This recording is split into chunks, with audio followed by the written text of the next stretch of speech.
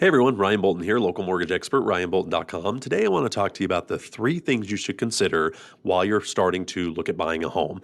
And I think these are pretty universal, whether you're a first time home buyer or a real estate investor who are looking at rental properties or your last home or anywhere in between. I think these three things are really things you should consider before starting your home search. Number one is your income or employment source. How stable is that income source?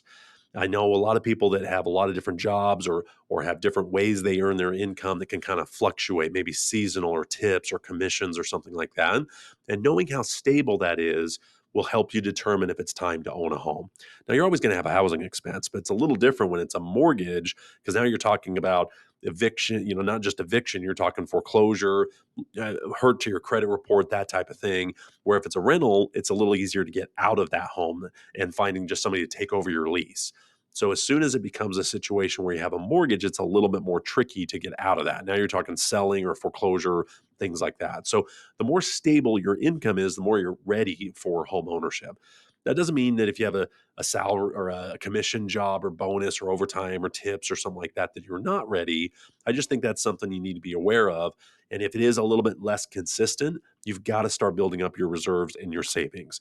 You've got to start tracking where your money is going so that way you can pay off other debts and be ready for home ownership. Number two is how much can you afford? There's always a difference between what we as lenders can approve you for versus what you know you can afford. And I've seen it work both ways. I've seen people think they can approve for more that they can't. Maybe they've been paying more in rent than we can even approve them for a home loan. But I've also seen the flip side of that, where they think they can only afford a certain amount, but we can actually afford more. The loan can actually be more than they think. So that's where sitting down with the lender, finding out where your budget's at, what your expenses are. Maybe they're going to change. Maybe there's a bill that's going to start showing up like student loans or something like that that you need to be ready for before you start taking on a mortgage payment. But knowing what you can afford and finding out from a lender kind of what loan programs you qualify for can make a huge step on whether you're ready to buy a home or not. And lastly, how long do you plan on keeping the home? This is a really important question because there's different loan programs that can fit the need that can fit the need if it's shorter term, longer term, or somewhere in between. Now, maybe you don't know if you're going to need to change the home or upgrade or downgrade, but most people keep their homes about 5 to 7 years. And they're either looking to upgrade because they're having more kids and need more bedrooms, or they're moving to different school districts or stuff like that, or maybe their jobs change and they're going to school to get a degree and maybe they'll switch jobs or careers or expand to another division. Things are going to happen. So just be aware of how long do you think you'll actually be in this particular home. The more shorter term it is, the maybe less likely you should be looking at buying a home. But if you're in a situation where you're in your job, your career, kids are going to school until they graduate, you're going to be in there for more than a few years, that's where home ownership starts to make even more sense. Because with home ownership, you're going to be locking in that payment where rents can fluctuate every time you renew your lease.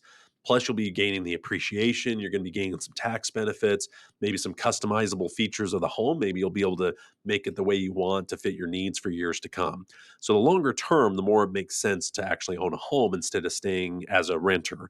So, I think these are three of the most important questions. But if you have any specific questions, please put them in the comments below and I'll get to those in a future video, or just call me or check out my website and I can help you with any kind of financing questions you might have.